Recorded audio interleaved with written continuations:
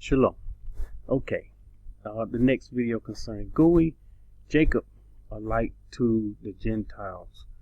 Again, there's so much confusion when it comes to his order, and here is his order. He gave his word to Jacob. Let me just read it. Psalms 147, 19 and 20. It says, He showed his word unto Jacob, his statutes and his judgment to Yashar'al. He have not dealt so with any nation, and as for his judgment, they have not known them.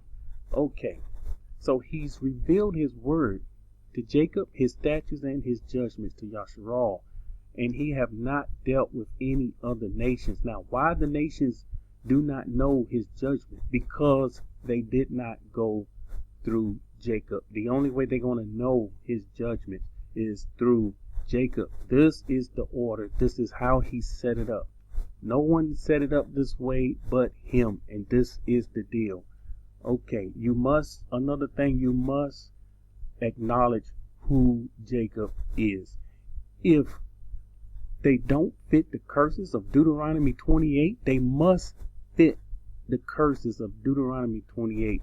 If you don't fit, if a nation do not fit those curses, they are not Yashar'al, period. And the curses are detailed, very, very detailed. And there's only one group that fits that curse. Okay. Now I'm going to Leviticus 17, 10 through 13, and I'm going to show here how strangers always was around. I made mention of it in the last video. Strangers were always around Yashar'al. Verse 10, And whatever man of the house of Yashar'al or of the strangers who dwell among you. So right here we're saying whatever man of the house of Yashar'al or the strangers who dwell among you who eats any blood, I will set my face against that person who eats blood and will cut him off from among his people. So these strangers that was around them, if they do this, if they break his law, they will be cut off. Same way concerning his covenant. It's that simple. For the life of the flesh is in the blood, and I have given it to you upon the altar to make atonement for your soul. And it is the blood that makes atonement for the soul. Okay, verse 12. Therefore I said to the children of Yashar'al, no one among you shall eat blood, nor shall any stranger who dwells among you eat blood. No stranger also, no Gui that dwell among Yashar'al shall eat blood. Whatever man of the children of Yashar'al or of the strangers who dwell among you, who hunts and catches any animal or bird that may be eaten, he shall pour out his blood and cover it with dust. So again, we're seeing this is not only for Yashar'al, but for whoever dwells, whatever stranger, whoever that dwells with them, it pertains to them also. Do not believe the lie, people of other, if you're not Yashar'al, do not believe the lie that, well, he gave the laws and statutes to Yashar'al. They're not for us. That's a lie. This is Leviticus 19:33 and 34. And if a stranger dwells with you in your land, you shall not mistreat him. So this kills any notion that we're going to put chains on them and we're going to beat them, and no. The new kingdom, that's mess. This is something that's just, it's ridiculous. It says right here, I'm going to read it again. If a stranger dwells with you in your land, you shall not mistreat him. He will not get mistreated. In the kingdom, Gui will not get mistreated. The stranger who dwells among you shall be to you as one born among you. So this is how it will be in the kingdom. This is how it should be. And you shall love him as yourself. And for you were strangers in the land of Egypt. I am Yahuwah your Elohim. Clear. It doesn't get any clearer than this. This is Torah. This is the law. This is what's written. This is his word here. Okay, this is Isaiah 49 and 22. Thus says Yahuwah Elohim, behold, I will lift up my hand to Gui and set up my standard to the people, and they shall bring their sons in their arms, and their daughters shall they carry upon their shoulders. So we're seeing here Gui. He's raised his right hand to Gui. He's going to set up a standard to the people. What is the standard? How is he going to set it up? He's going to use Jacob. Jacob is the light to the Gentiles. Jacob is that standard, and the people must follow Jacob. If you follow anything else, any other nation, you will be in error. I hate to say it, sadly to say it, most people are following Romans. This is what most people are following today. Okay. This is Isaiah 49 and 6. It says, indeed, he says, is it too small of a thing that you should be my servant to raise up the tribes of Jacob and to restore the preserved ones of Yashar'al? I will also give you as a light to the Gentiles. So here we go with Yashar'al. He says, I will give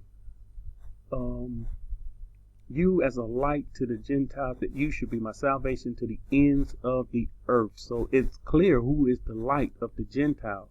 This is how he set it up. Once again, this is his doing. This is him all by himself. Okay, the last one I must go over is Isaiah 61 through 6. And we will see beyond a shadow of a doubt that it is Jacob that's the light to the Gentiles. And if the Gentile refuse this light, of course we know the light is the law. That's what the scripture says. The light beyond a shadow of a doubt is the law.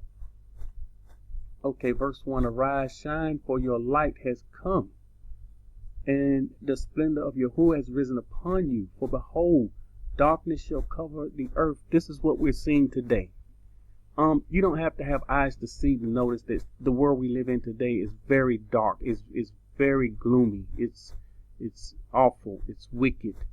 And they so far from the Most High till unrighteous people saying, what's going on? This world has really changed. We don't know up from down anymore. We don't know right from wrong. We're calling right wrong and wrong right. This is what the scripture is talking about. Darkness shall cover the earth, and deep darkness the people. So the people even going to believe they're doing right. That's why we're seeing homosexual preachers, homosexuals marrying other homosexuals, and they think they are right. This is the deep darkness that's over them. And I will mention this deep darkness also over Christianity, because they are not following the word. They claim to be his people, but they don't understand that they must keep his word. It says, but Yahuwah will arise over you, and his splendor shall be seen upon you. So these are the people you need to be looking for.